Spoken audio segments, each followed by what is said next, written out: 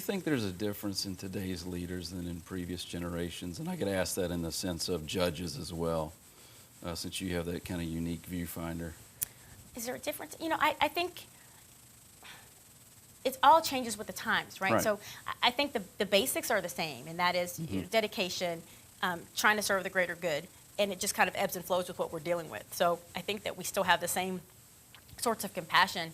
I don't think that we now have that one single leader that these people could go to before. There's one person that would lead the march or the charge for different issues, and now there's, you know, we have leaders in all types of areas, which I think is good.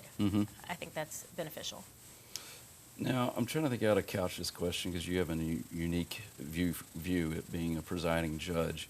What has been the most, without giving names away, the most triumphant or joyous moment you've had as a judge, and then obviously the darkest, challenging, not unrewarding, but wow, I really had to do that because it was the right thing to do or whatever.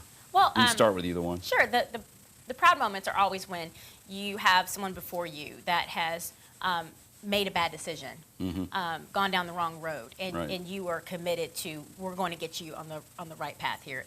And as a judge, if people think we just, you know, you're in front of me, I throw you in jail. You're in front of me, it's not that, right? And we care, and you take the time, and that's something I don't think the public gets to see enough of. But I have a couple of young ladies and some young men that had made some bad decisions, and one of them has turned it around. And I remember talking to her 2 years ago and said, you are not going to die on my watch, right? I'm not going to turn on the news and you've had an overdose. You are going to get it together because you are destined for greatness. And I could see that about her. And there was something about her. She's got her family there and they're crying. And because she was in a lot of trouble, right? Now she's employed. This is 2 years later. She just stopped by the courthouse to leave a note for me to tell me something to the effect of, you know, thank you for saving my life, which God saved her life, but I was just happy to play a part in it, a small part in it.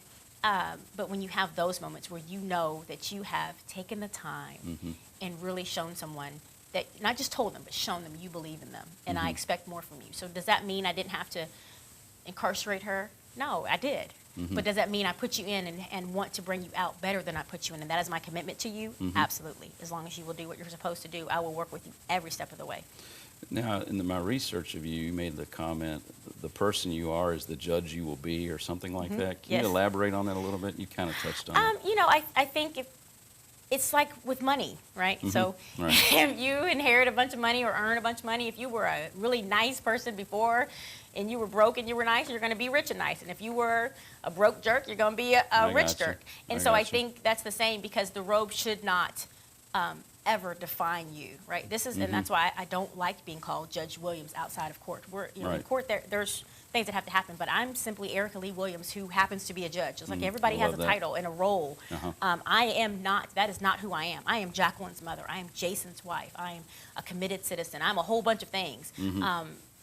And it's not that I don't appreciate my job, but I am not that title. I'm not that role. And so I think when you put the robe on, you cannot change into some other person. And who you are is who you will be when you sit up there. So if you're compassionate and all that, I think it just gets amplified. Doesn't mean I don't have to make hard decisions. Doesn't mean I don't have to do things that are hurtful for me sometimes, because it makes me sad. You do what you have to do. Do you feel like the people that you preside over, I don't want to say repeat offender, but they're kind of stuck in a pattern? Some. You see them again? Some, yes. Or do they, most of them, get the message? No, and see that, right. And I don't, maybe I didn't count that right. Well, it's okay though, because that's when I talked about earlier, as far as everybody having the same opportunities. It's not to make excuses, but sometimes what message is there to get if you don't know where your next meal is going to come from, right? So I can tell you all day long, you shouldn't steal. And you're going to be back before me stealing meat. You're going to be back before me stealing toothpaste or diapers or whatever. So you get the message.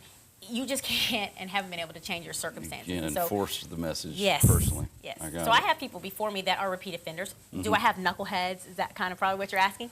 Yes, you're going to have people who don't get the message, but you have other people who their situations are what they are, sometimes either beyond their control because they were born that way and into that life, or because of a decisions they've made that have led them down a path. But, you know, I think, I believe in second chances, right? I think everybody can, hopefully, with a little bit of help and prayers, and turn it around.